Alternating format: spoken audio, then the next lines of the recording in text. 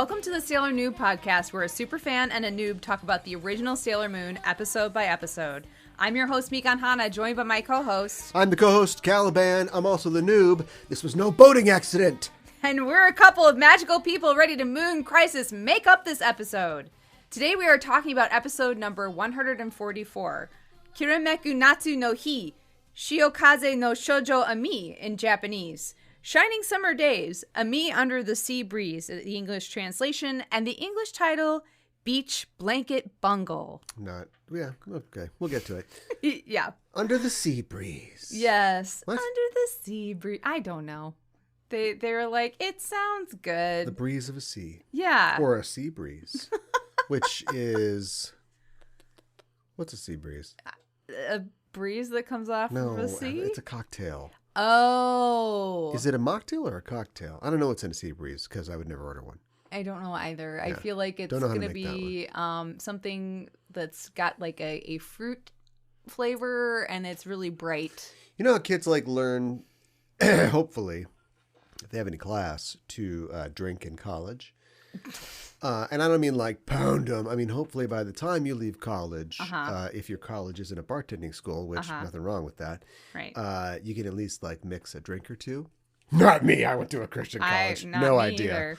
Yeah, and you were just boring. So I was just boring. Yeah. Do you think? But it's always like, oh yeah, oh you got a Boilermaker. Oh, you put the whiskey in the thing and put the thing in the thing, and that's like for boys and girls, right? Yeah. There aren't any girls, or maybe I don't know. I've never really spent the night in a sorority house overnight. Neither have I.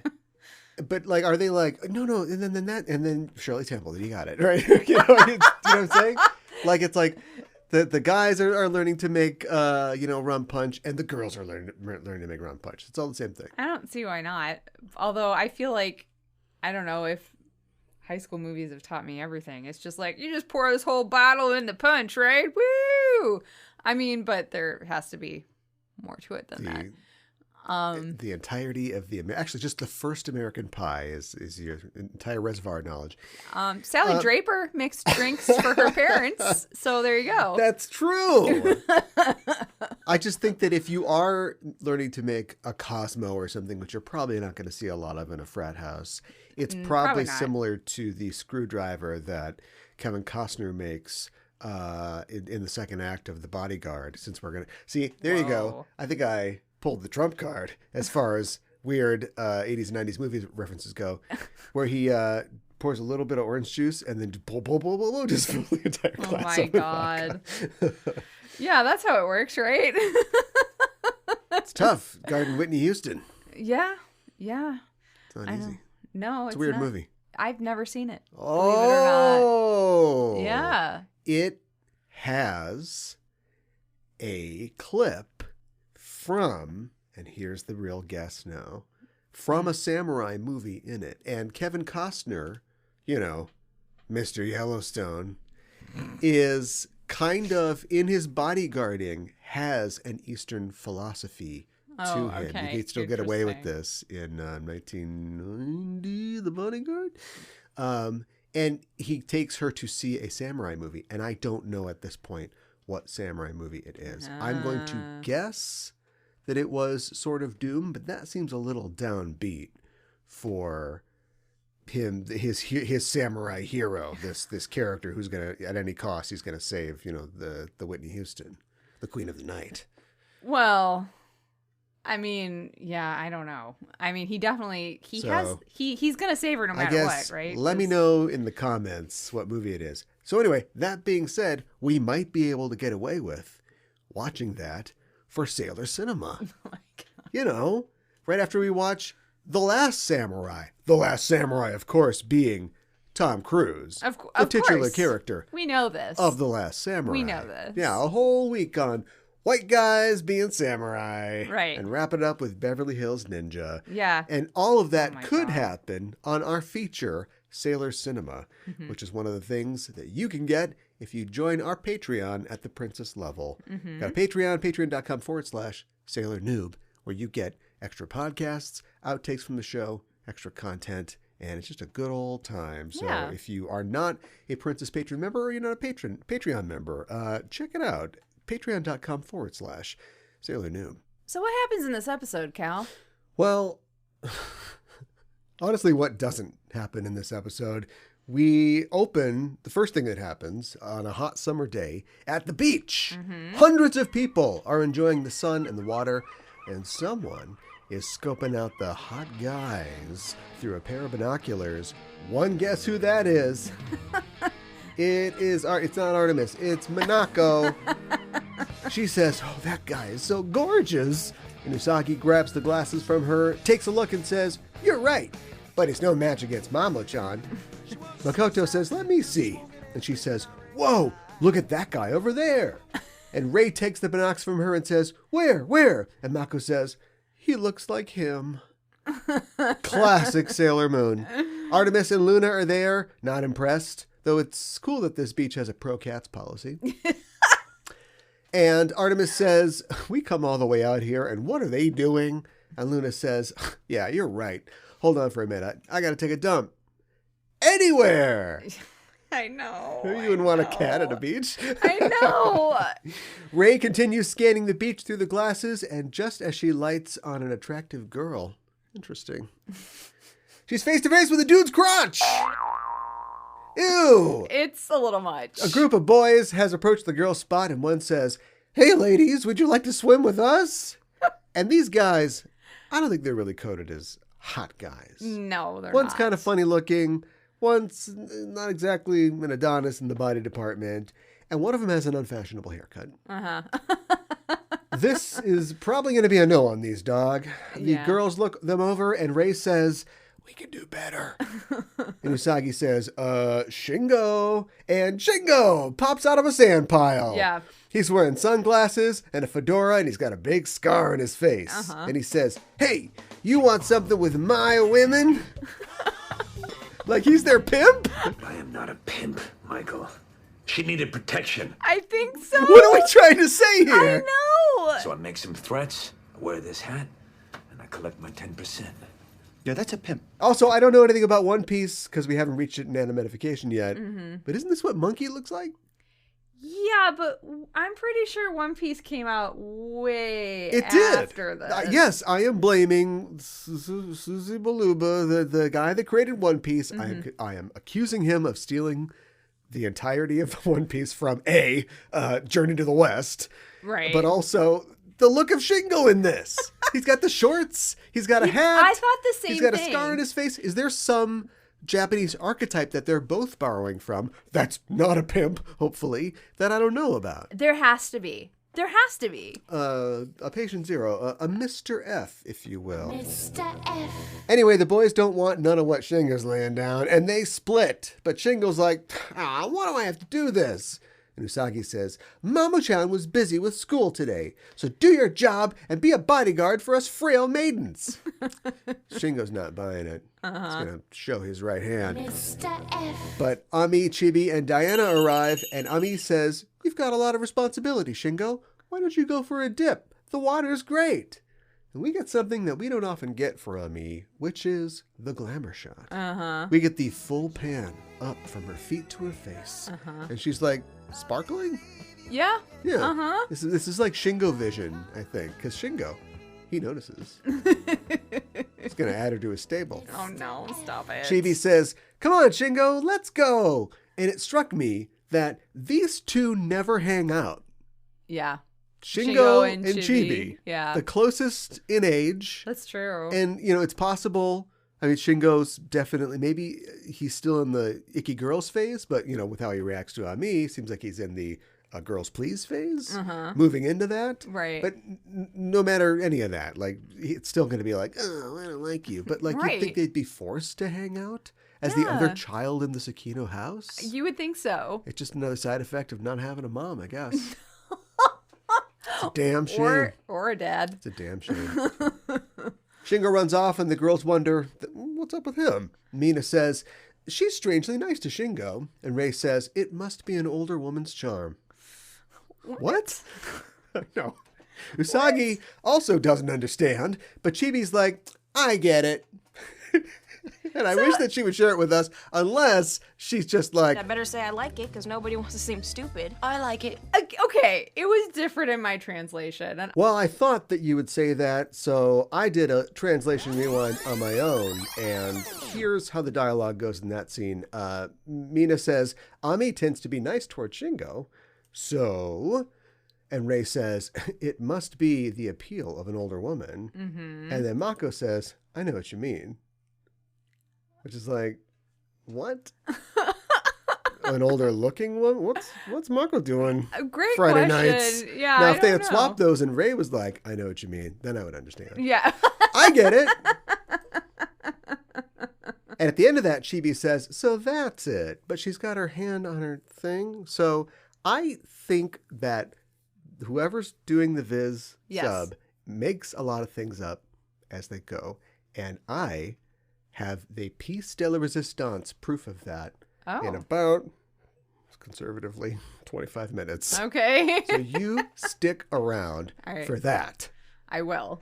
Meanwhile, at the Invisible Big Top in the center of town, it's time for the Amazon Trio's monthly status report, aka the bawling out by Master Zirconia. Yep. She's mad that they still haven't found Pegasus. I don't know why we bother to track this anymore, but anyway, that's what's going on here. And she says, I don't want your excuses. Because the good news is you're fired. The bad news is I've got a flamethrower. And her flaming bat eyeball, Zircon, 3D prints a photograph, which she throws to the trio and says, here's your next target. And it's a picture of Ami. I know. It's like the boss hands out the good stuff. These are the Glengarry leads. Yes. Right? Yes. They're just sitting in their bar all day, drinking whiskey. Put that Craggamore down. Craggamore's for closers. Hawkeye says, well, non-committally, she is rather cute. Not old enough. And Tiger says, and listen to these words, she looks like the type that's all brains and has a clear idea of what she likes and dislikes. Uh-huh. Classic Tiger's eye.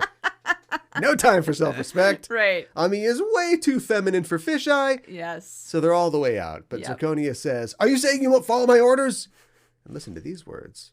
She says, what would any of you have left if I took flirting away from you?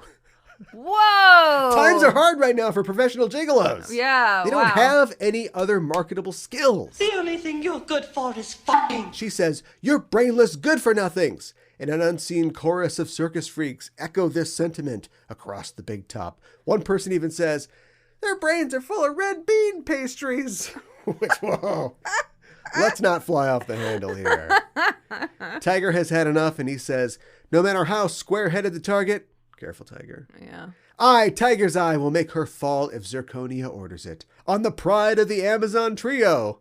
And the trio bows. But Hawk and Fish are like, not too excited about this task that Tiger has promised that they'll accomplish. We hear the strains of the Neon Bar tune, but it is interrupted by a mother scolding her crying child. Yes. So it's just a regular bar, regular sports bar in America in the 21st century. Yeah. It's a sore spot for me. No, there's a crying child, and we cut to a beach stand selling curry rice, yakisoba, and watermelon ices, where Fish, Tiger, and Hawk are bellied up to the counter in their beach gear. Now they can get some Mai Tais. Yes, now they Oh, can. wait. I think this place just has a beer license. In front of the grill, the chef works away at a fresh batch of noodles, and each Amazon Trio member has a bowl in front of them. You know, let's work and eat. Yeah. As Tiger slurps his yakisoba, Hawk says, was it a good idea to overpromise to the boss? Tiger finishes the rest of his noodles. He slams his bowl down and says, don't you two worry. Even if they're hard to approach, girls are suckers for their weaknesses. As he runs a hand through his luxurious hair. Oh my God. He looks good, but his soundtrack is interrupted when the chef changes the radio to the ball game. Tiger says, hey, my soundtrack! But the chef says, it's my radio and my place. Tiger stands up and says, well, it's time to get down to business. More fried noodles, says the chef, and Tiger's like, Meanwhile, at the Cool Iceland 2 sweet shop. 2. What happened to Cool Iceland 1? I don't know. It's at another beach. Typhoon? Oh, no. Not cool enough? Oh, my gosh. The girls are ordering treats. Here's some of their orders. I think these are all snow cones, right? Strawberry and milk. A milky snow cone? Okay, I guess. We'll talk about it. A blue Hawaii. That's where Elvis comes out and sings to you. Right. And Chibi wants one with green tea and red beans, which Usagi says is for mature tastes. And mine is like, what is she you've supposed got to get? good taste. Macaroni and cheese? Well, maybe she just means like, well, you know, for a 6-year-old, not many 6-year-olds would like green tea She's like, or oh, the sushi. Cosmo. Yeah, right. What? Ami and Shingo are walking together and laughing at something. Enter laughing. And Tiger runs into them, spilling Ami's blue Hawaii. As the girls marvel at this gorgeous man. Notice, guys, he's literally tried to kill them over a dozen times. I know. He says, sorry, sunglasses, they're on a beach. Just wear them. I know. He says, I'm sorry about your snow cone. To make up for it, I'd like to invite you to a private beach that I own. What do you say? And the girls are all like, wow, a second location with a stranger. I say, go for it. I know. Shingo immediately goes full pimp mode. Like, hey, a private beach? You want to talk to my girls? You better be ready to pay up. Amina knocks him aside and says, a private beach? Let's go. And Tiger says, oh my God, the two-timing girl. And I said, oh my God, continuity. I know. The girls are pumped about this private beach business, but Chibi says, Usagi, I'm telling Mamo. Tell a policeman, Chibi. You're in danger. Usagi says something funny. She says, that is that, and this is this. Like, come on, help a girl out here. Oh my God. Don't be a beach breach.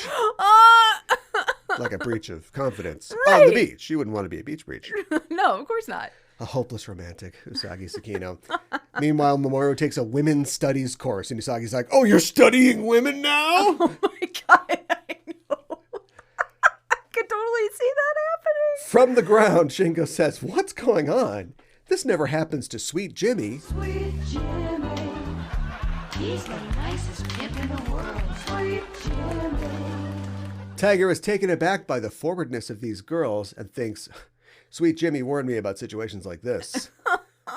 He says, well, I'm only inviting the blue one. But Ami says, I can't accept. I was being careless, and I can't inconvenience a stranger. Excuse us. She walks off with Shingo and Chibi, and the girls follow. Episode's over. Play the music! Play the music! Never give up. I made it out of that one.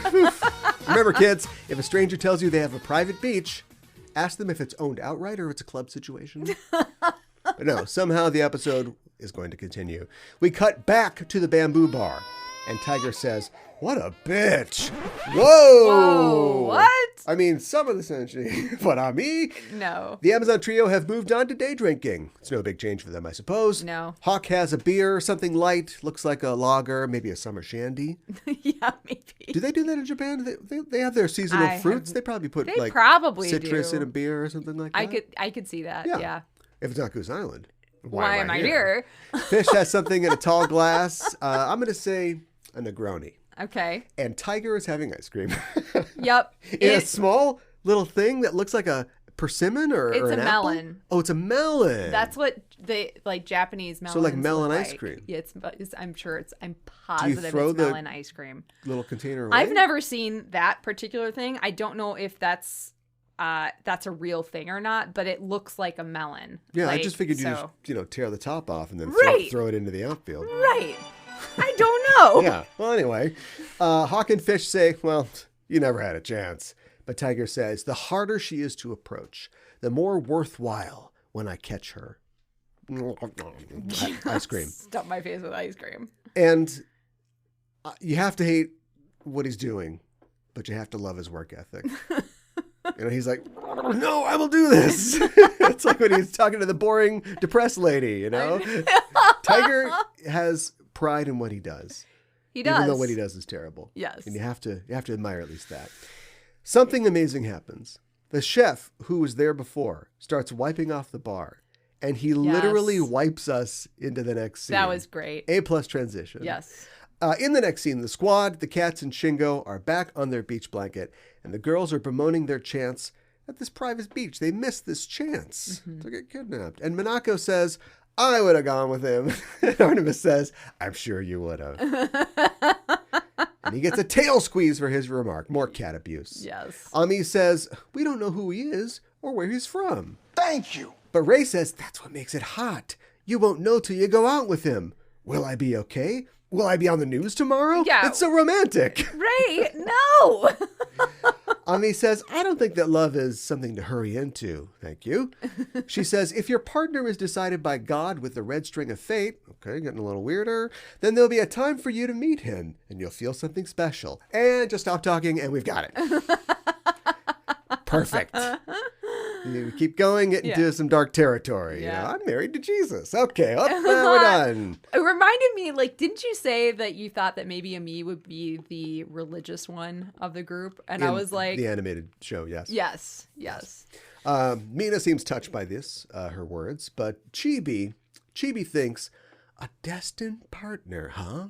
And she pictures Pegasus. No!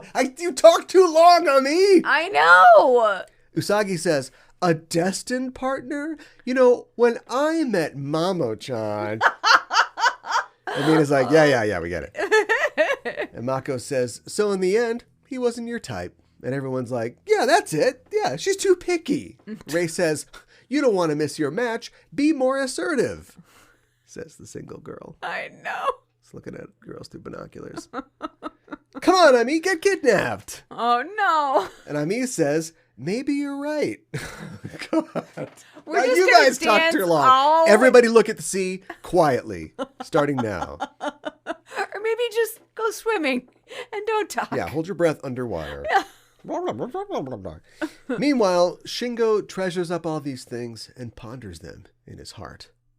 I don't think it's going to be you, buddy. I know. I don't think it's going to be you. I know.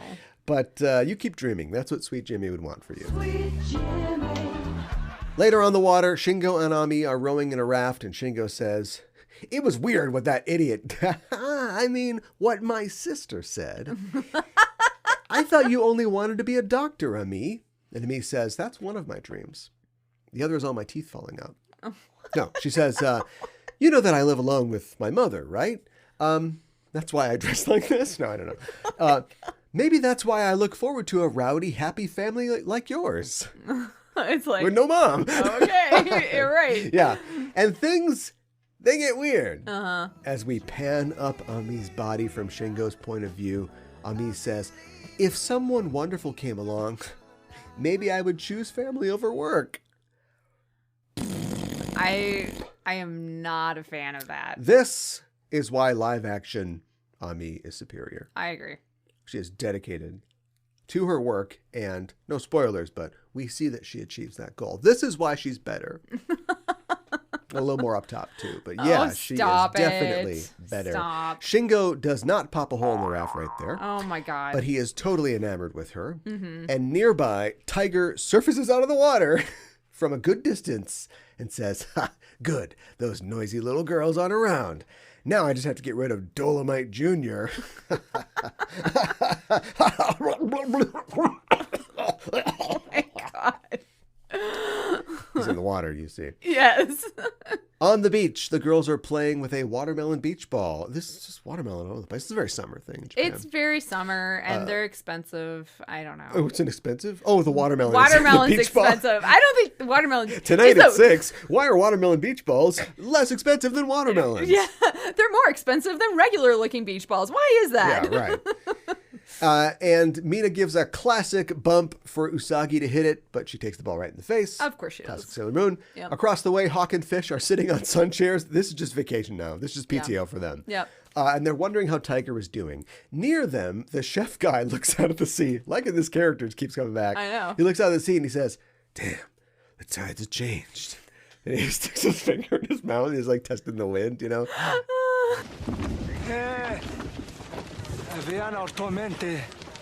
What'd you say? Said there's a storm coming. And we cut to the raft, where Ami and Shingo have drifted out pretty far.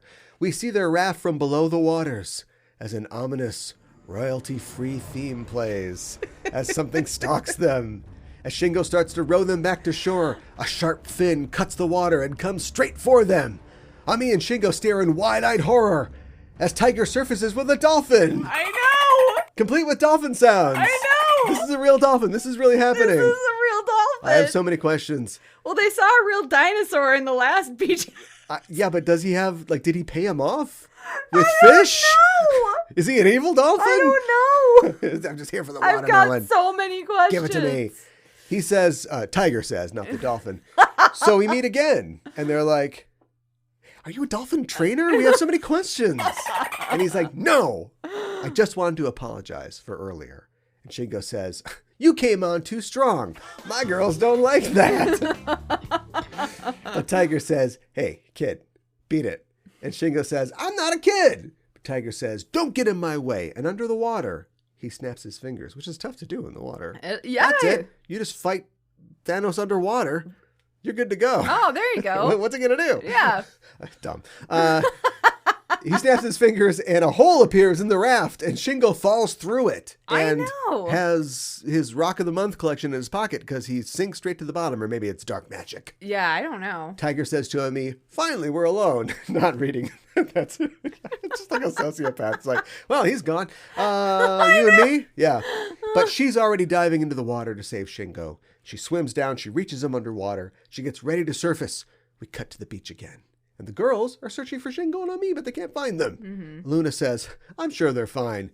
But Diana says, Lady Usagi. And washed up on the shore is the remains of their raft. Mm-hmm. Usagi is horrified at the prospects of this. But Artie says, we should split up again and look for them. Mm-hmm. For what, Artemis? Their bodies? What are we looking for now? There's this huge hole with shark teeth in the raft. I know. It's like, what if Jaws is real? Holy cow. Just when you thought it was safe to do fan service. Here's we Tiger gotta with close his the beaches. dolphin. No. Look, people come here for fan service. I'm sure it'll be fine. He's got boobs all over his blazer. Oh, God, Instead of anchors. Yeah. It's like one of those aheago anime print things. No. Oh, that's awful. I'll do the Photoshop later. Okay. Don't worry about it. All right, great. Speaking of bodies, on a secluded part of the beach, a private part of the beach, if you will. Is this where they were going to go? Great question. We don't know how they get here. They're in a cave, and Ami is tending to an unconscious Shingo as Tiger looks on. She gives him rescue breathing to try and revive him. Sandlot joke here. And Tiger, in his tiger-striped swim trunks, of course, is like, hey, what are you doing? Like he's jealous. Like he's like, I'm right. There's some lips right here. They don't have CPR in the Dead Moon dimension. Why would they? Tiger, do these guys breathe? They eat. We know they eat. Yeah, but why would they? CPR is a life-saving procedure. If you fall off the trapeze, then you're fired. You're out of the circus. Yeah, right. Exactly. You're dead, Dead Moon Circus. One of the rings of the three-ring circus is just piled like cordwood, the bodies of circus performers. Yeah. I think that's what's going on. Yeah, I think so. Tiger says, what do you care what happens to him? Is he your boyfriend? And Ami, you don't have to fight with this guy right now, but in between breaths, she's like, he's a dear friend of mine. I really care about him. I hope Shingo didn't hear that because his heart is in enough trouble. Yeah. Hearing he's a friend. Yeah. He revives and he's like, just a friend. Falls back down again. Tiger says, Tomodachi? And Ami says, you have friends too, right? I can't stand losing someone close to me. 3 and 4 and 5. As she continues to try and revive Shingo, Tiger thinks, what are friends? Someone you'd be this desperate to save? Do I have anyone I can call a friend? Parole officers don't count, I guess. Shingo comes sputtering to life, and Ami embraces him tearfully. And he's just like, oh, nice, I'm alive. Which is the closest thing we get to a Wendy Pfeffercorn moment. Yeah, so, right. Get out of here, Sandlot jokes. Tiger is conflicted about this. No, he's not. He says, this doesn't matter to me. I don't need friends if I can capture Pegasus. It's like, I thought we were getting somewhere. Capturing Pegasus is my friend now.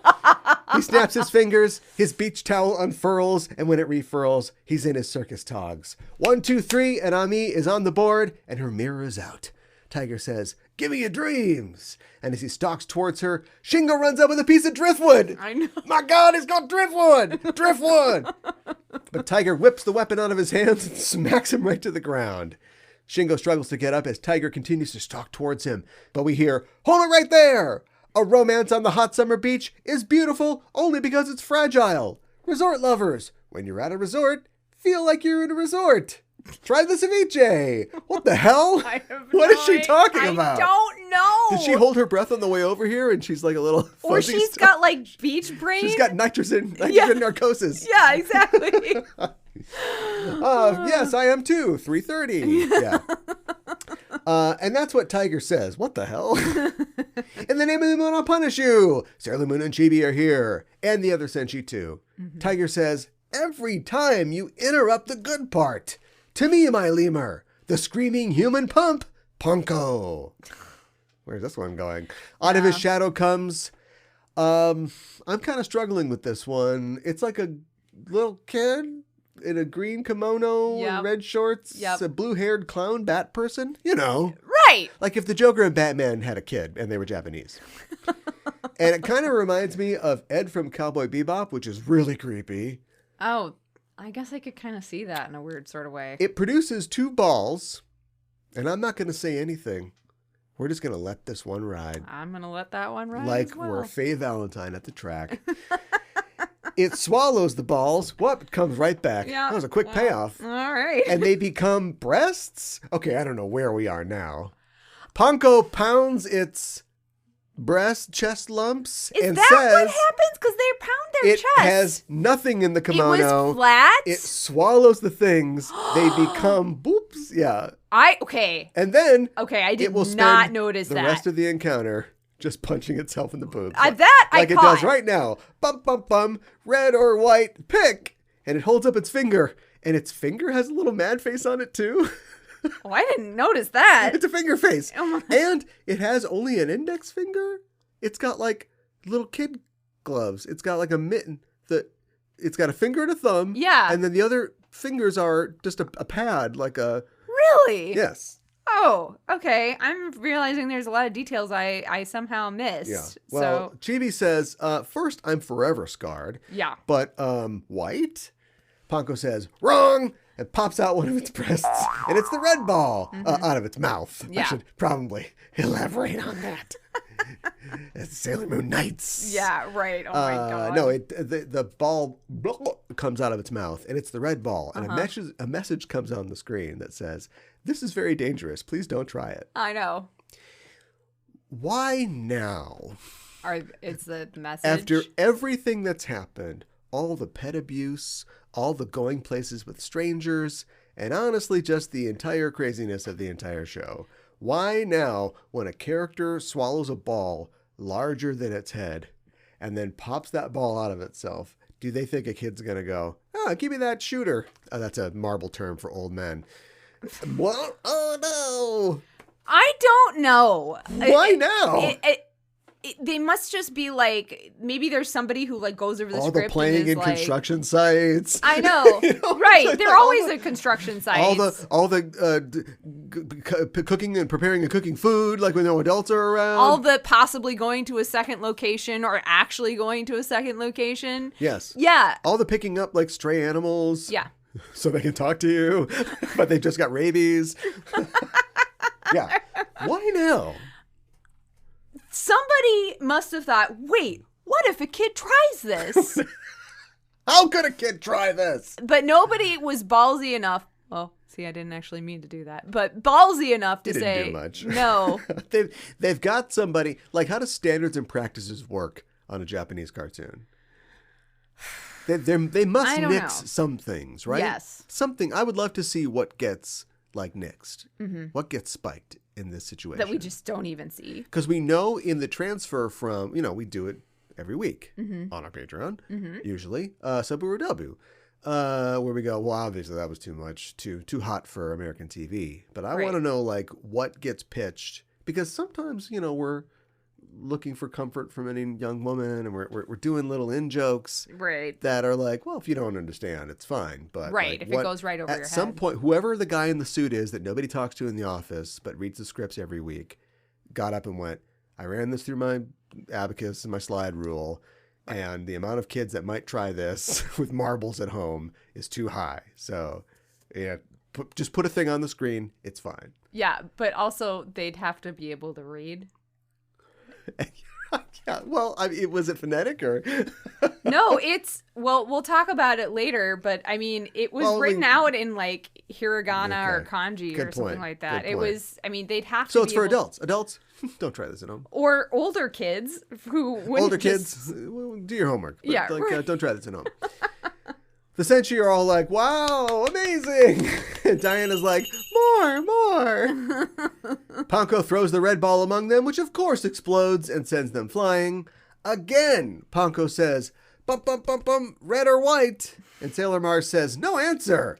But Panko says, no answer means a huge ball. I know. This game's rigged. I know. Spits up a big blue ball, which he throws at the Senshi, and it also explodes, scattering them. Ami on the board is watching this like, I'm going to get assaulted, and these idiots are just playing this game. Tiger says, okay, now give me a dream. And he sticks his head in her mirror, and as the sailors watch helplessly, he pulls his head out and says, pretty great, but no Pegasus. Take care of them, Panko. And he leaps with trepidation through a ring of fire, because he's failed once again. Yeah, I know. And I'm sure there'll be no consequences next week for this. Oh, boy. Ami falls onto the ground, and Panko rises into the air, saying, the climax of the show is coming. Find the ball of silver, also known as the silver ball. What are they supposed to do? It's coming out of your ass. What are they supposed to do? This game makes no sense. Just as the silver ball begins to emerge, horrifically from Panko's mouth, a red rose knocks it back down her throat. Tuxedo Mask is here. Yes. Standing in a higher opening in the cave. This was a 2-story cave the whole time. Of course it was. If you were in trouble on Mount Everest, Tuxedo Mask would appear to save you on a somehow higher mountain. I flew in a higher mountain just so I could This arrive. doesn't make any sense. When climbing Mount Everest, bring plenty of oxygen. Don't leave your trash behind. He says, bombs are not fit for the summer beach. A garden of beauties in swimsuits. Whoa. Women's studies, huh? Gunpowder should be for fireworks to light up the sky. And Panko says, grr, I'll use the ultra super deluxe special bomb ball of gold, also known as... And suddenly she turns really red. And she's like, oh, no, I can't even say such a thing. Should I do it? Yeah. Golden balls or kintama also means testicles, I guess, in Japanese. Oh. Yes. Okay. Why didn't something come up on the screen for this? Yeah, I was going to say. We're sorry. Don't say this at home, kids. Yeah, right? Well, anyway, she says, here's a testicle. And Ami says, cover your mouth. No jokes. And Usagi clamps her hands over her mouth, and Ray's like, why are you covering your mouth? And that's a joke that doesn't work in the Viz sub.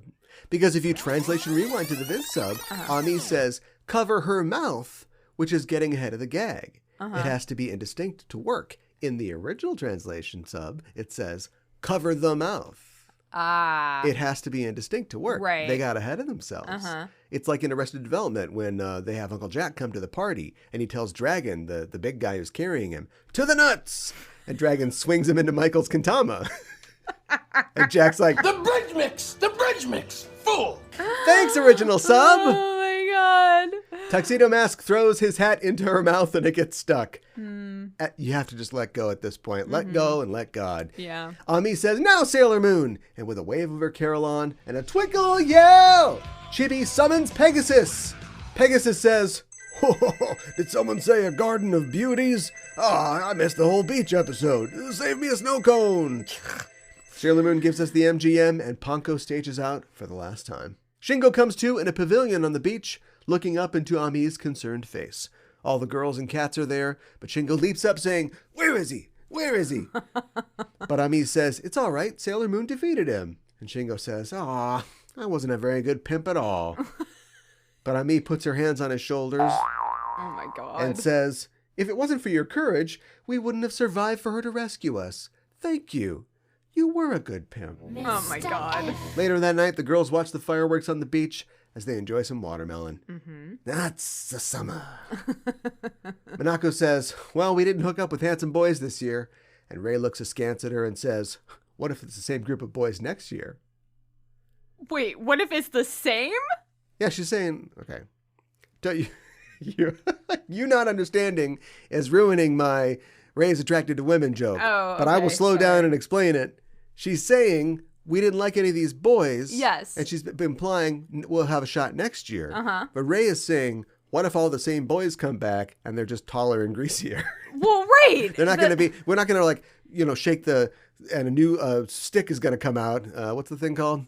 The fortune-telling stick. I can't remember what it's going to be the same stick. Right. It's just going to be longer. Right. Okay. Yeah, fair enough. But I was trying to say, she's like, give up on boys. They're all going to be. All right. I'm going to make this work somehow. And Usagi says, next time, I'm coming with Mamo-chan. Chibi says, I'm coming with Mamo too. And Usagi says, you can't come. Everyone else is like, yeah, we get it. I think this is the first beach episode that is not 100% filler. Yeah. The first one, they go to a spooky monsters hotel. Yes. The second one, they're fighting a dinosaur. Yep. Or helping a dinosaur. They're helping a dinosaur. This baby one dinosaur. Is literally, it's important because, one of the 5 senshi is being attacked specifically. Yep. Literally all the characters are present. Even Yes. Mamoru, who by all rights should not even be in this episode. And they were like, you came. Yeah, he shows up. It involves the actual main villains, not just taking a break and, it's a prehistoric creature or something like that. Yeah. So ostensibly it fills the qualifications or the requirements of being, filler fan service beach episode, but it's actually part of the narrative. It is. I didn't know you could do that. I didn't know you I didn't could know that was either. possible. I know. Notice there was no beach episode in S because we did not have time for that. Interesting. Yeah. Interesting. Beach episode, no beach episode. So I can't believe that they feel like they need to fill time in this. There's been so many episodes where it's the exact goddamn same thing. Well, maybe it's like, we have to do another one. Just give me an episode. Summer vacation. So give me an episode where they have to clean up all the elephant poop in the circus or something. Just give me like an off episode. Like, what do they do on their day off? I would love. They get up in the morning. They're like, they go into Caesar Konya. They go into the big top. There's nobody there. Right. And they're like, what's going on? Right. It's Memorial Day or something like that. Oh, okay. And then they go to the bar and they just tell stories, right? Yes. It's like Canterbury Tales. Oh, I like that. Yeah. Only with 3 rapists. Whoa. Okay. All right. Yeah, all right. You see what I'm saying. I was thinking like. Remember the time that you had that one lemur go and steal the chocolate bars from the thing? Yeah. Like, how can I make this PG? Have a clip show. Yeah. And then maybe have somebody go like, that's not how it happened. It happened like this. No, it's actually like stealing, children from a nursery or something. Oh, God, great. Everything just gets darker when they go, no, it was this. It's like framing a good cop for murder. Thanks, serial killer Chan. Oh, my God. It reminds me of that episode where what you're talking about, like seeing more behind the scenes of them at the circus, when Tiger had that shadow lemur and we get that one little scene where there's like all these empty cages and it's like, oh, what's that? But you would get that from time to time with Udial and Mehmet. Yeah. Every episode you'd get that. Yeah. Because every episode would pick up about 5 minutes before you would want to join the villain to feel like she was really like mysterious and threatening. Yeah. But instead, like a phone rings and she's painting her toenails. And it's like, what? Oh yeah, I'll get on that right away. Yeah, I think that's great. She flips through the TV channels for a little bit. Yeah. She checks her email. And then she goes off to, go kidnap this hot boy. Maybe she'll do a beauty contest later. Who knows? Yeah, right. So the days are just packed. Who can tell? Yeah. Somebody made a good point in the Discord, and I knew I'd forget. I can't remember who did it, but, shouts out to the person who did it, about the dreams of the girls and how they are used or how they're centered in the show. Yeah. Which is to say that they're not, which is really too bad. Especially when you're going to do an Ami episode, because we have specifically dealt with, she is like the one girl with an actual ambition. That we know of. She's the one girl that wants to do something. Yeah. Except that, Usagi wants to marry Mamo. We got that. All the other girls, I'm not saying they're directionless, but they don't have like a goal that they're working towards.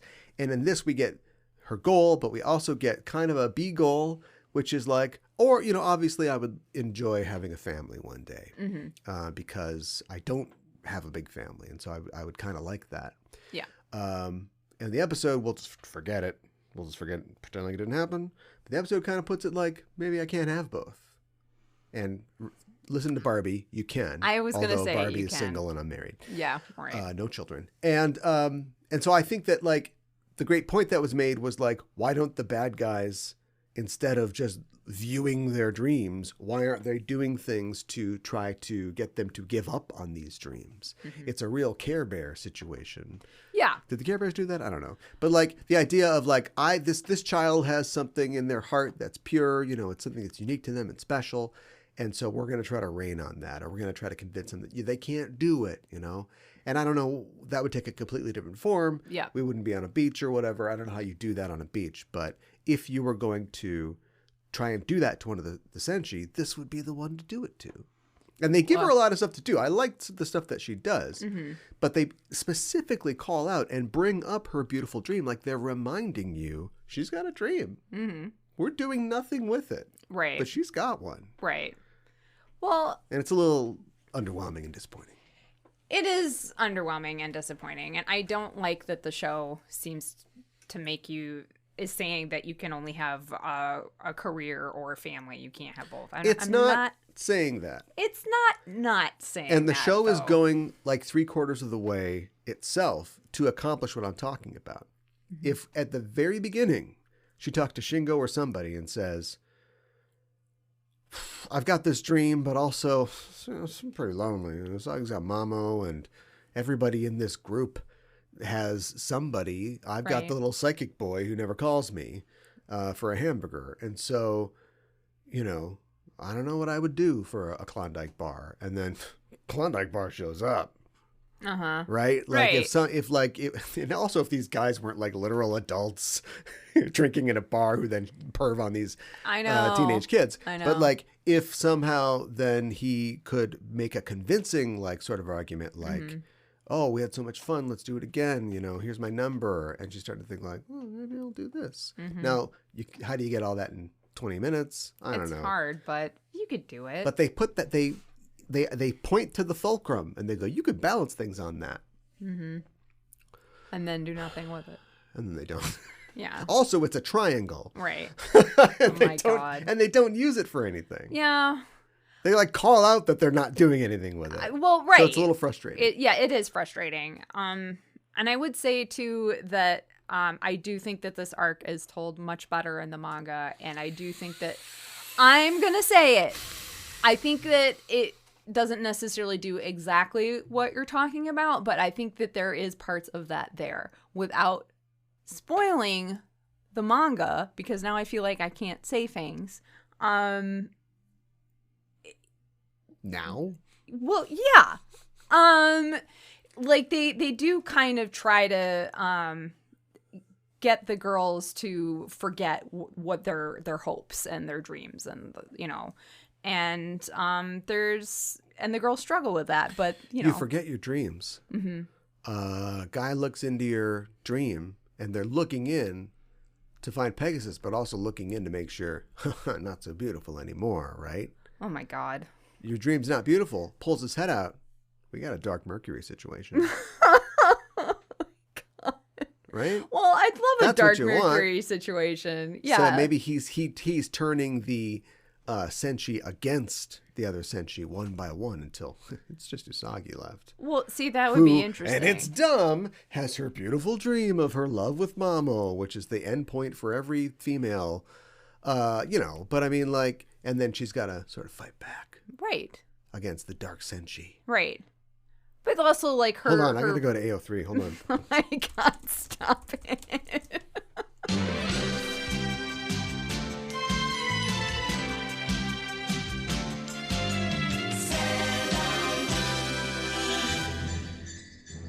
All of you relax. This is a matter of inconvenient timing, that's all. Rebooting the podcast was inevitable. This is simply the beginning.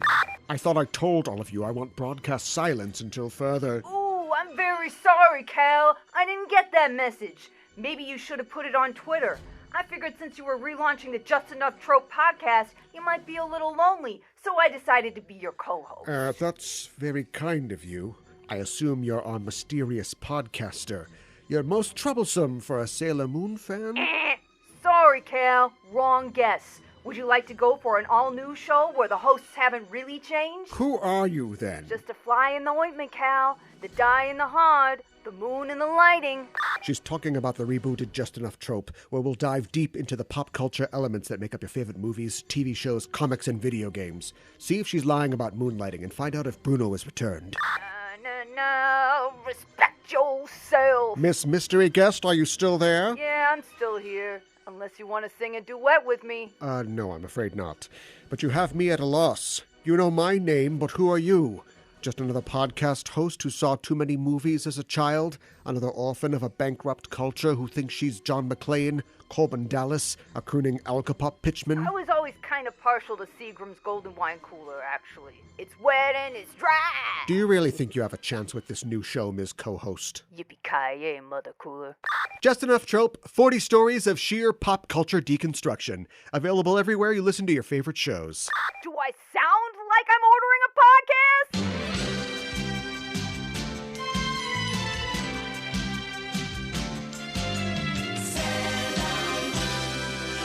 Today for Kuro Kuro Miru, or Curiously Looking Around, where we talk about elements of Japanese culture within the episode, we're going to talk about sailors in Japan for Sailor Moon. Like sailors. Yeah. Like men who sail on the sea. Yes. Or women. Or women. Okay. So yeah. Again, this is just a piece of the puzzle, but the naval history of Japan began with early interactions with states on the Asian continent in the 3rd century BCE during the Yayoi period. It reached a pre-modern peak of activity during the 16th century, a time of, big cultural exchange with European powers and extensive trade with Asia. So are you talking like a navy or like a fleet? Because clearly at some point in prehistory, I suppose you'd call it, somebody put some jade on a boat and then went, let's go that way. So I'm kind of... And then the Ainu were like, this is bad. Right. I guess I'm trying to talk about... You're saying like Japanese established as not a united nation, but as a separate kingdom, separate from the Middle Kingdom, the Kingdom of the Rising Sun. Yes. Okay. And like some sort of organized okay. Just making effort on the water. Yes. Yeah.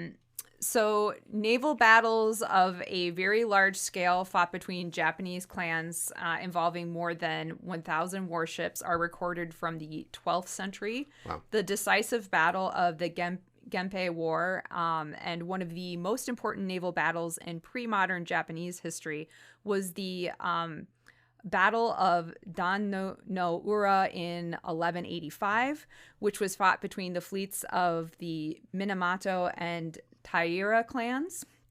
And these battles consisted first of long-range archery exchanges, then giving way to hand-to-hand combat with swords and daggers. So ships were used largely as floating platforms. To get dudes places. Yeah. So, like, you could have... But I'm also envisioning there's just...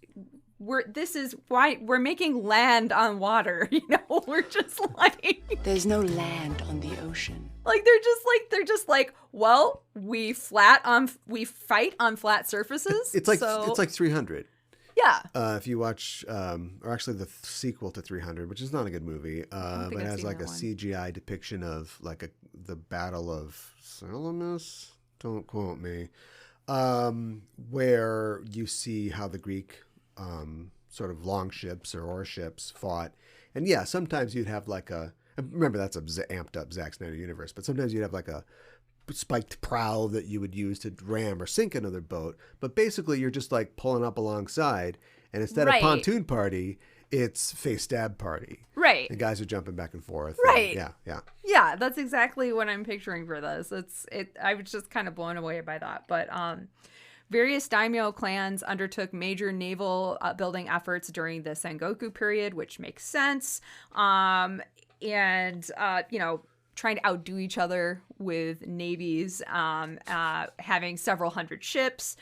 The largest of these ships were called atakebune. Around that time, Japan seems to have developed one of the first ironclad warships in history when Daimyo Oda Nobunaga had 6 iron-covered big atakebune made in 1578. These ships were called tekosen, literally iron-armored ships. So they got cannons at this point. Yes. That's why you put iron on a ship. Yes, exactly.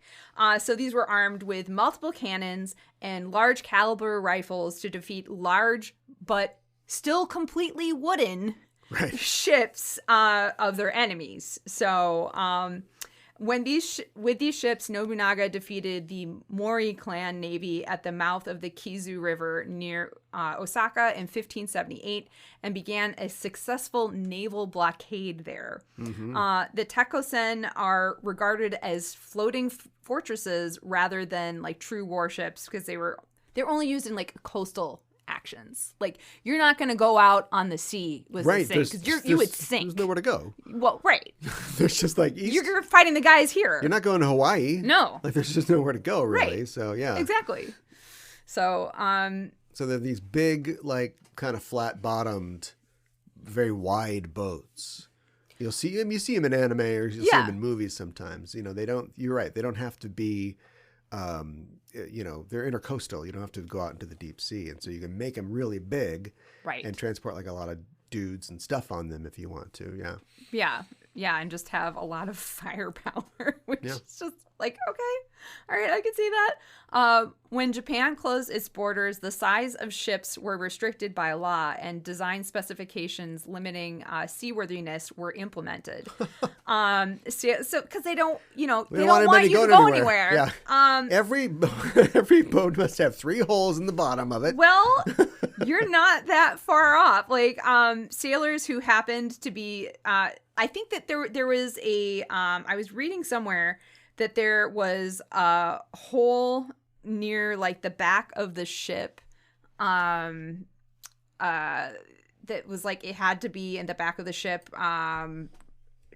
like in I can't remember, but like basically if you went too far it would fill up with water and you would sink. But sailors who happened to be stranded in foreign countries were prohibited from returning to Japan on pain of death. I feel like we've talked about this a little bit, but they took this seriously because they didn't want anybody to leave. Daikokuya Kōdayū was the captain of the ship Shinsho Maru, and they set sail for Edo in 1782. The ship was caught in a storm around Enshu, which is western Shizuoka, and was blown off course. After drifting for about 7 months, they landed on the island. Gosh, I don't know Russian. I should have looked this up. Amtichika, where Russians and Aleut people lived. Okay.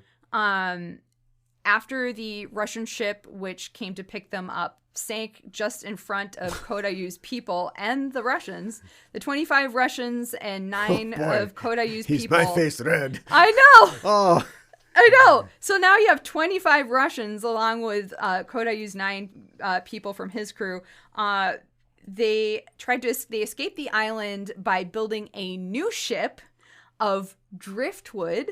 This is like the Flight of the Phoenix. Yeah. This is awesome. Right. Flight of the Phoenix. World War II, I think. Jimmy Stewart, right? Warplane. They crash in the Sahara Desert. Okay. Nobody's going to come get them. Right. They will run out of supplies and all die of exposure before anybody shows up. Right. And so they go, we just got to fix this plane. And so basically they have to jury-rig the plane back together so they can try and fly out. Yes. It's a good movie. It's exactly what this is. I haven't seen it. It's a bad remake. Oh, okay. I need to put that on my list. So yeah, pieces of driftwood and sails made of otter skin. Wow. Yeah. And they sailed, I know. And with this, they sailed for 1.5 months. Wow. And Russian officials in Kamchatka, Kamchatka, I'm just assuming, Kamchatka, right? Thank you. At first could not believe they had sailed that far in a handmade boat. That's real otter skin. Yeah, right. Kōdayū spent 9 years in Russia before he was lucky enough to have an audience with Catherine the Great in 1791.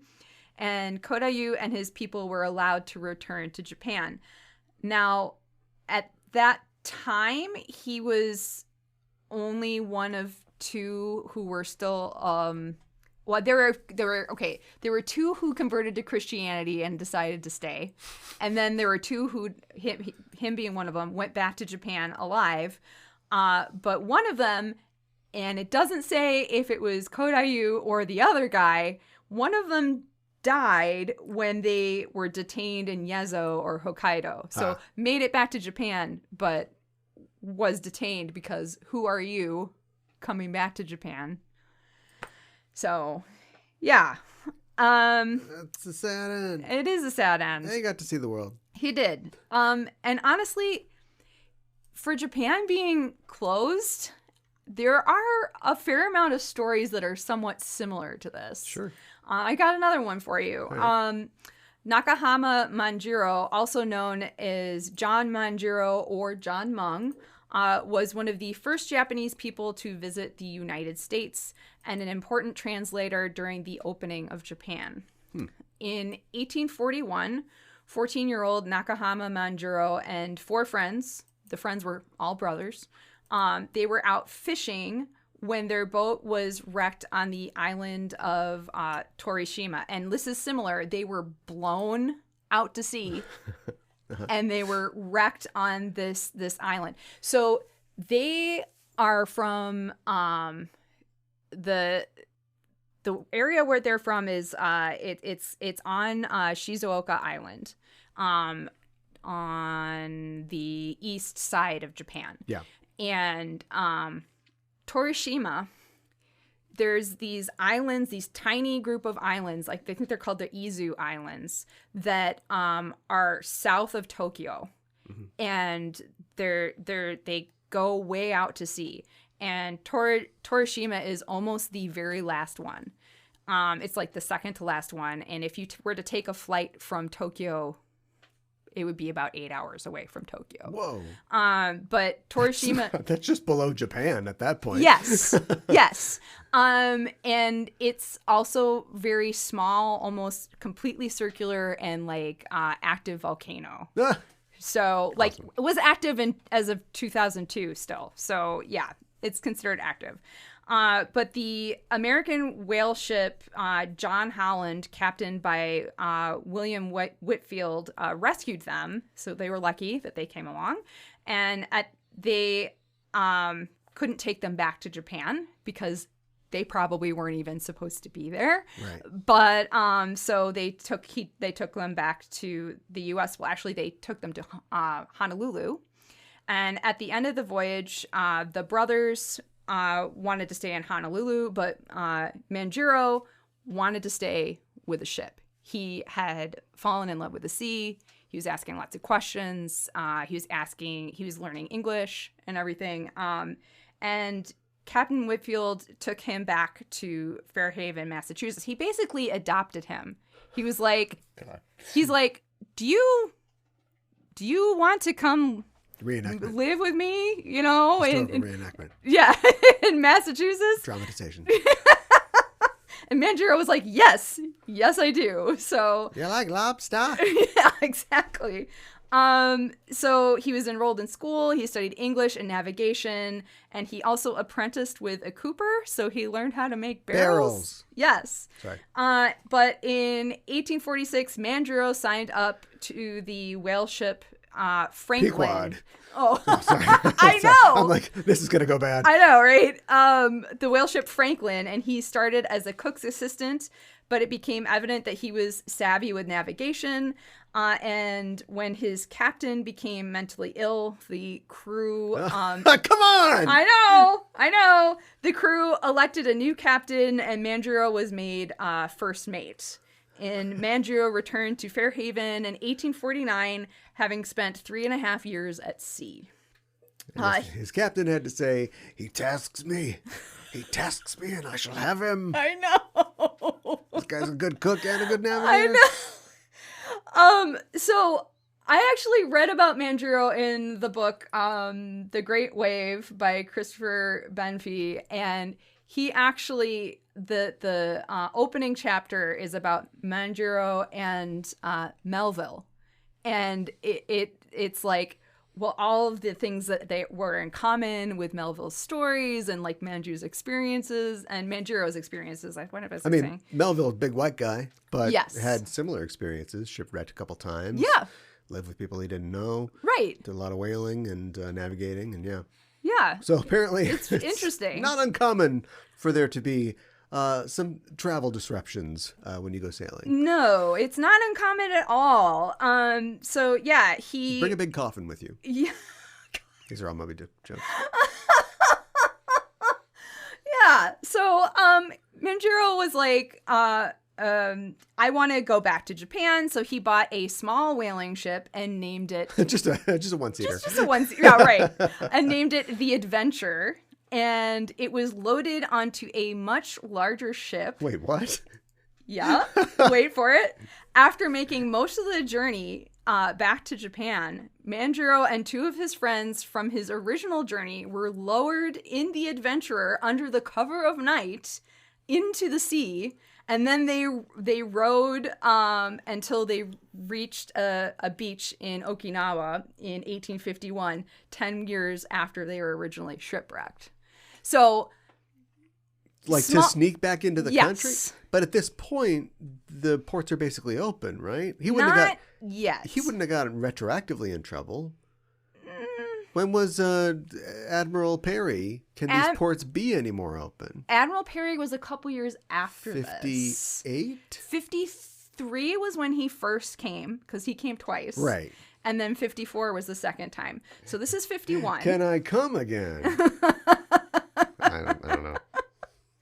Yeah, so the 3 of them were taken into custody, and they were taken to Lord Shimazu in Kagoshima, who they were lucky because he was somebody who was really open to the idea of Japan being open. So he's asking them a ton of questions. He seemed very interested in hearing about what their experiences were. And this is great. Look, these guys have been to a Gap. I know. And then he's like, yes, these Western whaling ships, they sound amazing.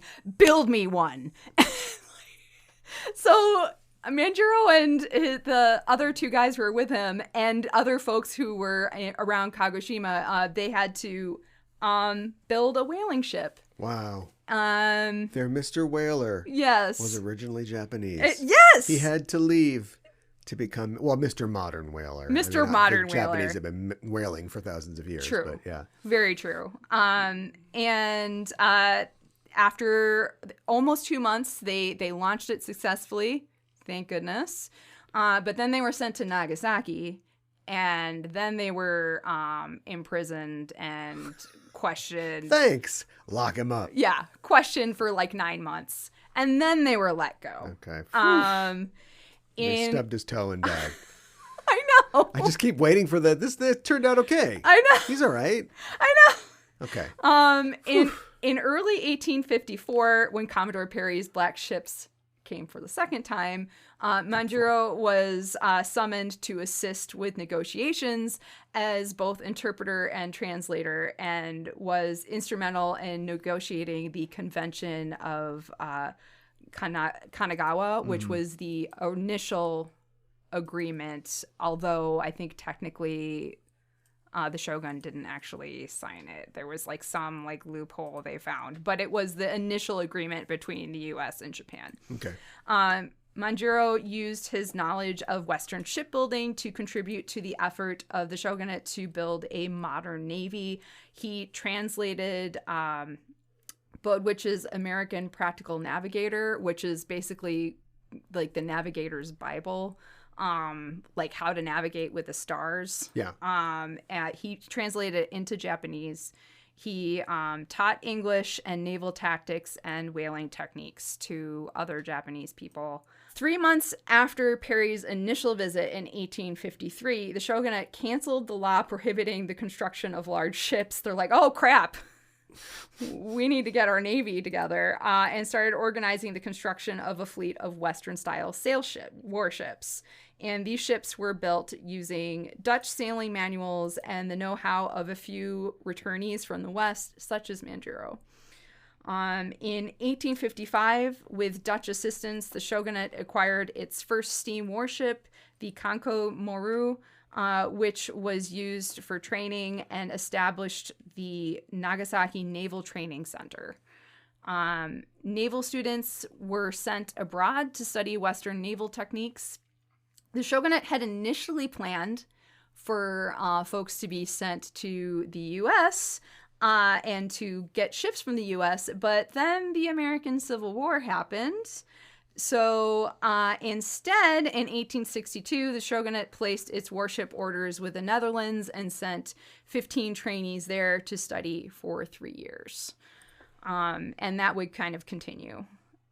During the 1870s and 1880s, the Japanese Navy remained an essentially coastal defense force. In 1870, an imperial decree determined that the British Navy should be the model for development, and the second British naval mission to Japan, the Douglas mission from 1873 to 1879, led by Archibald Lucius Douglas, Mr. Soccer. He's back, everybody. God, no. No. Laid the foundations of naval officer training and education. During the Russo-Japanese War, which was 1904 to 1905, at the Battle of Tsushima, the flagship Mikasa led the combined Japanese fleet into what has been called, quote, the most decisive naval battle in history. The Russian fleet was almost completely annihilated. Out of 38 Russian ships, 21 were sunk, 7 captured, 6 disarmed, 4,545 Russian servicemen died, 6,106 were taken prisoner. On the other hand, the Japanese only lost 117 men and 3 torpedo boats. Yeah. So, they, like with a lot of things, Japan's like, oh, we're a little behind, and then we just go 0 to 60. Right. And they had the soccer thing, too. I know! Where we do a full court press. I know. Ted Lasso joke here. But in Russian, yeah. Yeah, exactly. Yeah, I mean, just like 40 years before, they were, backwards savages, quote unquote, you know? And then they're like, can you hear my eye roll? This will be easy. Oh my God, we're losing. I know. They shocked the world. They did. And they shocked the world 30 years later. They did. They're doing a lot of bad stuff with their boats. They did. Yeah, I mean... It's funny that they looked at Britain and went, imperialism, huh? Oh, got the boats. That's the key, huh? Yeah. Interesting. I know. I think we're going to go with this one. I'll take one of these. God, you put it that way. Yeah, give us some soccer balls, I guess. Whatever. I mean, I read, too, that, like, they kind of, like, zoomed in on the U.S. being, like, somebody they needed to, to beat, like, long before World War II, Mm-hmm. And they're like, well, they have a much bigger navy. Britain has a much bigger navy. We're not going to beat them in size. So they were like, well, then we beat them in quality. Yeah, right. So, I mean, they were just like fewer but faster, more powerful ships, and like aggressive attacks and daring, speedy attacks, doing things that like maybe other navies would think is too risky. We don't cook the fish. It saves time. We love eating fish. We're on the water already. Yeah, right. We got the advantage here. Yeah, so. When their American ships run out of their hamburgers, what will they do then? I'm not going to fish for hamburgers. Good luck. Oh, my God. Itadakimasu with Usagi. What did Usagi eat in this episode? Yeah, we got the trio sitting at the bar stools at the food stand, which is great.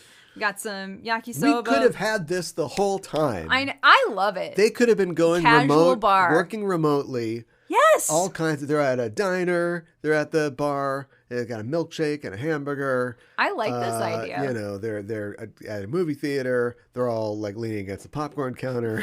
The guy's like, why are these people here? Do you know what I mean? I didn't know we could do this. I didn't either. Take the neon bar with you. I know. And then the Senshi and Shingo go to the food stand, Cool Iceland 2. Not Cool Iceland 1. No. And I think you already went over this, Cal, but yeah, Usagi ordered some shaved ice with strawberry syrup and sweet condensed milk. I think Minako ordered the blue Hawaiian, and Chibi ordered the green tea with azuki beans. This kind of dessert is called kakigōri in Japanese, and we will talk about it in just a moment. But, you know, then the trio later have drinks, and I think you went over all of that way better than I could have, Cal. And, yeah, then, of course, Tiger has his melon ice cream. And then essentially you're eating watermelon at the end of the episode. Yeah. So kakigōri is a Japanese shaved ice dessert flavored with syrup and a sweetener, often condensed milk. The origins of kakigōri date back to the Heian period in Japanese history, when blocks of shaved ice saved during the colder months would be shaved and served with sweet syrup to Japanese aristocracy during the summer. Kakigōri became more accessible in the 19th century when ice became more widely available to the public during the summertime, and the first kakigōri store is believed to have opened in Yokohama in 1869. The traditional way of making kakigōri uses hand-cranked machine to spin a block of ice over a shaving blade. And even though electric shavers are most often used today, street vendors can still be seen hand shaving ice blocks in the summer. Rather than flavored ice, kakigōri is traditionally made of pure ice, in many cases being frozen blocks of mineral water. The ice used is often taken from natural springs, afterward being tempered to achieve an ideal quality of shaving. Kakigōri it's similar to a snow cone, but it's the consistency that's really different. It's a smoother and fluffier ice. Yeah. It's closer to like fallen snow. Yeah. And you almost always use a spoon to eat it too. But yeah, popular flavors include strawberry, cherry, lemon, green tea, grape, melon, blue Hawaii. Which must be, it's probably like a blue raspberry or something like that. I think so. Right? Or with blue, a little blue Hawaiian punch. Yeah, Hawaiian punch, a little pineapple juice in there. Yeah, I'm almost wondering if that came from Okinawa or something like that. I don't know. That might just be my headcanon. I don't know. Interesting. But sweet plum and even like a colorless syrup. So like maybe it's sugary, but I don't want the color. Who wants that? That's too fun. But yeah, some shops, they'll do different varieties. They'll use like 2 different colors or what have you. And condensed or evaporated milk can be used on top to sweeten it. Shirokuma is a type of kakigōri made with shaved ice flavored with condensed milk, small colorful mochi, fruits, and sweet bean paste, usually azuki bean. Mandarin oranges, cherries, pineapple, and raisins are often used to make shirokuma, which means white bear, which usually it basically infers polar bear. So uji kintoki is another type of kakigōri that is made from shaved ice, flavored green tea syrup, sweet bean paste, mochi, and green tea ice cream. So fancy. A mature Yes. taste. Right. Exactly. So yeah, kakigōri is delicious. I like it way more than snow cones. So yeah, it's snow cones are so easy. All you need is ice, and then you just break it up, right? But this takes a little more work because you got to make the ice smooth, and so you don't get this. I've had something like this before. Sure. It's the difference between like crushed ice and just the ice that you get out of the Taco Bell thing. Yes. It's sort of like That's a good way of putting it. It's got a different sort of feel to it. Yeah. Yeah, and they have it like not only can you get this at restaurants and food. There's like food stands. It's common to have it like festivals during the summer and that sort of thing. Yeah. Oh! I just thought of something, which I meant to put in my notes. But Miyu Sawai, who played Usagi Tsukino in the live-action Pretty Guardian Sailor Moon, is a huge fan of kakigōri. And if you go to her YouTube channel, she goes to eat kakigōri restaurants all throughout the year. And tries all different kinds of things. Sometimes she gets a friend to come with her, but you can just watch her eat kakigōri, and she's enjoying herself very much eating it. So that's a lot of what her YouTube channel is these days. Well, that'll do. Yeah. If she's having fun. She is. Villain gauge, we rate a baddie 1 to 5 dark stars, 5 being the most wicked. The lemur in this episode is named Ponko, and in my sub, that she was called the Pandemonium Professional Regurgitator. Yeah. Oh, no. Yeah. Please tell me that but there's a game, though, right? There's some kind of game she's playing? She hits her chest. I don't know. Like a 3-card Monty sort of thing where it's like you swallow and then you yeah, or like which hand is it in, or like it seems like she's doing something like that, right? Because it does. But I guess you're not going to say that there's a game or something. So maybe they just made this one up. I think they might have made it. It's weird. It's weird. They're like, somebody regurgitates stuff, right? So we'll just do that. Yeah, normal. Ponko, stuff. yeah, I know. Ponko's name is derived from pompu, which means pump. Yeah. So, like, is she? Because it kind of looks like she's a water pump on her back, like an old timey water pump. She does. She has a tail. Handle. Yes, which we have not mentioned. Yeah, but it kind of looks like that. So she's pumping balls. I think about it too long, and my head this just wants to explode. This has to be a game or something, right? Like a nutcracker. She's got like a handle on her back, but you're not cracking nuts. There's got to be like a doll or something. I don't know. Like, in the Discord, if you know what this is, let us know. And the pump thing, her hat, I don't think it's a hat. I think it's like something else.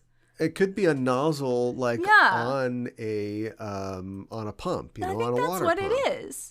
But then it's like, I'm just more confused. Like, why is she a water pump?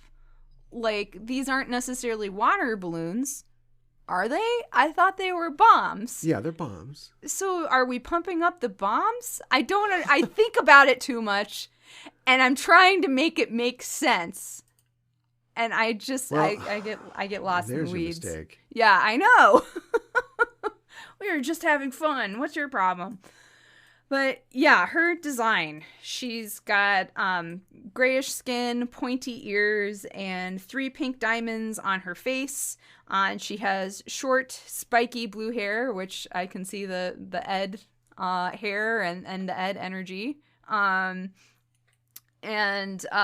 she has a lime green kimono top that has 2 large pink diamonds on the sleeves and a small pink diamond on her back, and a small yellow obi. She has red biker shorts with 2 white diamonds on each side, and she's wearing red flat shoes. And it looks like she has a tail and a hat, but again, I think that's the water pump, I think. Mm-hmm. So, And then we're up to our rating. I like that they are creatively incorporating the water pump into her costume and her design, but I'm still just very confused. Like, I want to give you creativity points, so I'm gonna just trust that.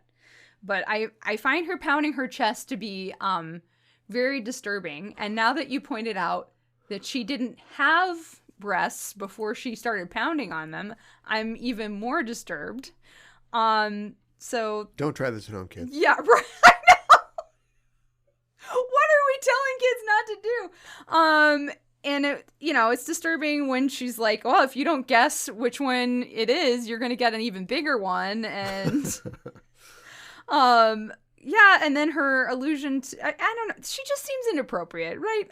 There's a lot of inappropriate things that she's saying, and she regurgitates bombs. What do you want? But I like that she threatens them with a coup de grace, silver ball, tuxedo mask, hits her with a rose, and it makes her re-swallow it. And they eventually throw Tuxedo Mask's hat in her mouth, which I was also very disturbed by. But sure, that was kind of fun. I guess I'm kind of disturbed, so I'm giving her a 2. I'm just very befuddled, so I'm giving her a 2. Well, sometimes disturbing can be good if that's the intention, and sometimes mystery can be good if it leaves you just wondering what the hell's going on. Yeah. Which is why I'll give this a 4. Oh, okay. There's a lot of this is I've talked about this before. This is one of those things where they just hung a million things on it, and like one of those tensegrity, look it up, statues. All those pieces are somehow holding it together. Mm-hmm. So I don't know why the kid's got biker shorts. I don't know why it kind of flies. It's got like a batwing kimono, very garish colors, blue hair. You got to have blue hair. Yes. And spits up balls and doesn't want to talk about balls. But somehow these things all come together to a relatively satisfying 4 for me. All right. Very well put. I like the interaction between the Senshi and the... Oh, it's very good. No, don't kill us. They want to entertain, but they want to kill their audiences. Yes. That's their greatest failing. You want to slay metaphorically. Not actual slay. Take a bow or a rating on how our villains left the stage of life. She yells out, but you can only make out the mumbles because Tuxedo Max's hat is in her mouth. Yes.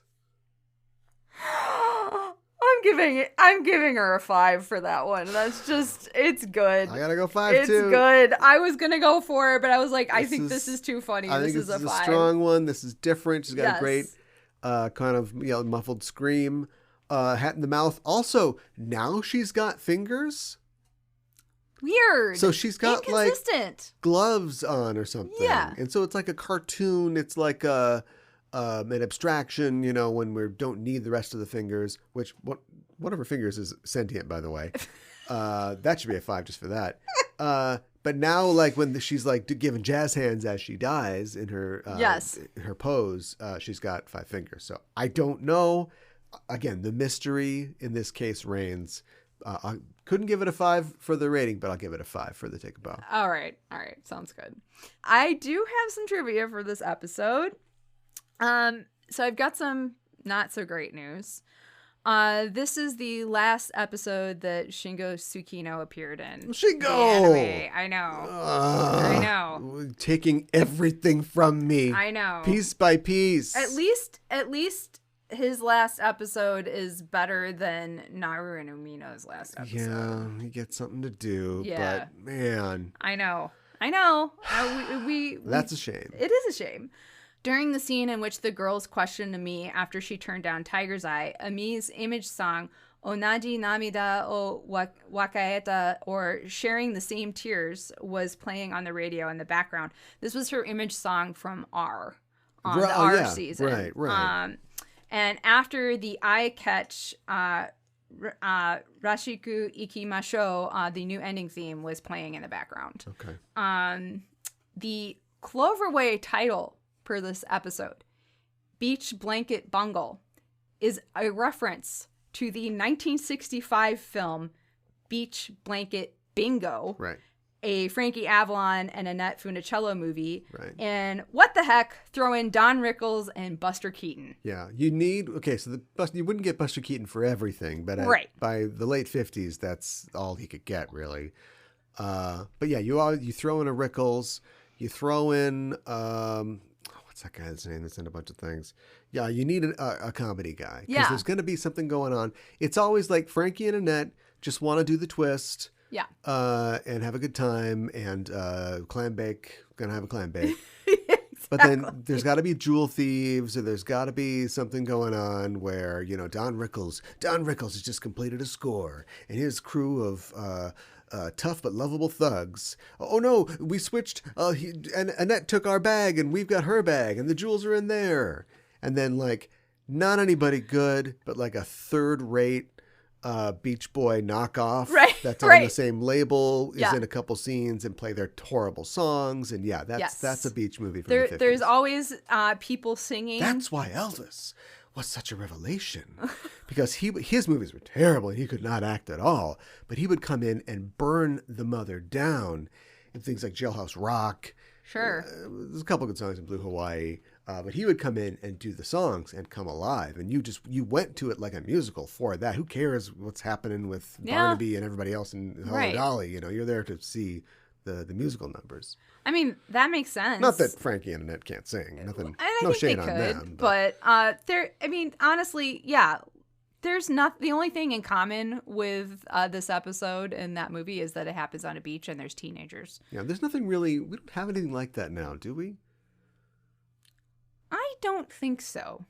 They may, maybe live action Disney cartoon movies. Every once in a while there's a musical, although the musical's not as hot as it used to be. It comes and goes. They just didn't have CGI robots and Transformers back then. I'm sure they would have been doing that if they did. Well, in this film, there is a surfer guy who I guess falls in love with a mermaid. Yeah. Just totally normal. Randomly. Yes. Yeah. So, all right. Do they fight a dinosaur on a volcano, though? I don't think so. I don't think so. Yeah. So we are up to our rating. I love that the trio's bar music is playing as they are sitting at bar stools at the restaurant on the beach. Like you said, let's take our work lots of different places. This is an excellent idea. Yeah. I like that Tiger recognizes Minako, but nobody recognizes him. Yeah. And she does not recognize him at all. Any sense. No. I'm not a huge fan of Ami saying that if someone wonderful comes around, she might choose family over career. I mean, why not both? That's what I'm, yeah. Yeah. I like that for a minute, Tiger wonders if he has friends and if there's anyone who would do anything to prevent him from dying. Yeah. They don't, I like that they tried. They don't play the moment correctly to pay it off enough. But I like the fact that they have a nod to it. I do too. Because it's plausible. We've had face turns before from bad guys in the past, but they're not going to land it this time. But I like the fact that he's like, is this what friendship is? It stinks. He's like, no, I'm not doing that. Screw your friendship. I got a flying horse to catch. Give me your dreams. Yeah. I love the Jaws reference. I thought that was great. I love how that played out. I think that Shingo's crush on Ami is sweet. And I think that her, the notes that she had about romance in this, I thought were overall really great. I like this more than the previous beach episodes. That is 100% correct. But I don't think that it's still not quite enough for me. So I'm going to give it 3 out of 5 roses. That's fair. I really did like this episode a lot. Do I say mine first? I'm going to give it 4. That's fine. 4 roses. It's not quite a 5, but it's got shades of what we look for when we look for an episode that stands out. Mm-hmm. And I was doing what I don't often do because this show would just be 4 hours long instead of 3. But I was looking at the people behind it, and the director is somebody who has directed a lot of important episodes of episodes past. And the writer, Ryota Yamaguchi, is a new writer to the series. And has only started writing on Supers. Previously wrote Mommy's Pickles episode. Okay. Which I believe checked the rating, but I think we liked it. Wrote the I'm in your house, I'm your publisher. Oh my god! You know, the girl who admired Pegasus, the Makoto episode. Yeah. Wrote the Driving to the Heavens in the Car of Love episode. Okay. So like kind of episodes that are kind of out there a little bit. Yeah. And wrote just a couple episodes ago, working hard, the Minako 2-timing episode. There you go. All of which I think are episodes that, you know, whether or not we gave them 5s, feel like older Sailor Moon episodes. I know what you're going to say. They're not completely letting us down. I can shut my eyes and imagine that this might be super Sailor Moon S. Yes. And not Sailor Moon Supers. Yes. And we'll go on to write a bunch more episodes in this season and in the next season as well. Okay. In Sailor Stars. Well, awesome. Yeah. So looking forward to more work from Yamaguchi-san. Also writes the last episode of the series. Oh, wow. So apparently is a real, watch out, they're a comer. Somebody who's going to stick around and hopefully put their voice into the show. And if this is their voice, I like the voice. Yes. So I'll give this a 4. Okay. Sounds good. My English title is Summer Buddies Beach. Summer Buddies Beach. Another perfect 3-character thing. Put that on a headband. Boom, boom, boom. Great. We'll sell that in the store pretty soon. Look, I don't usually like to double up, but I've backed down too long, and I've let them. They advance and we retreat. The line must be drawn this far, no further. I'm gonna show you how it's done. It's Beach Blanket Shingo, amateurs. Beach Blanket Shingo. Oh my god! Next episode, we are talking about episode number 145, Porima o Nerare, Usagi no Ballet in Japanese. Become a Prima, Usagi's Ballet, the English translation, and the English title, Tutu Treachery. Okay, all right. I rest my case. I think my work here is done. And yeah, we don't have a Beach Blanket Shingo shirt just yet, but we do have other shirts. Yes. There's not a lot on our store. We're still working on it, but we do have a store. If you go to justenoughtrope.threadless.com, we've got merch from all of our podcasts, which at this point is still basically just Sailor Noob. We've got Sailor Noob merch. If you want to check that out, and pick up merch for the Sailor Noob podcast, you can do that at justenoughtrope.threadless.com. I was wearing one of my shirts just the other day. Yeah, I don't have one on right now, but I had one on the other day too. So yeah, go check it out. I think there's actually a sale on right now too. I think they're like half off. So if you want to check that out, justenoughtrope.threadless.com. Well, that's our show for this week, and the Name of the Moon will be punishing you next week with another episode of Sailor Noob. What happened to Cool Iceland 2?